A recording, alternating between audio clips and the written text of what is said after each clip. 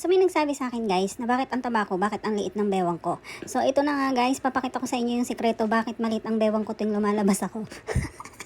So ito na. First, so dito po ay gumagamit ako ng tummy trainer. Ayan. Wait, there's more. So ganyan yung itsura niya. Okay, wait, there's more. Syempre, hintayin natin. Meron pa yan. Akala nyo ganyan lang yan? So meron pa isa. So ayan. Tummy trainer din to at ito yung magbibigay ng magic. So, from tummy trainer, may isa pang tummy trainer at ayan na nga guys. Oh, 'di ba? Yan ang magbibigay ng magic sa ating curve. So, yan ang aking sikreto kung bakit maliit ang aking bewang tuwing lumalabas ako. So, literal na tiis ganda. Ayan, tiis ganda yung halos di ka makahinga. So, ayan lang guys. If you like this video, please give me a thumbs up, subscribe to my channel, and hit that notification bell para lagi kayong updated sa aking mga bagong videos. Bye-bye!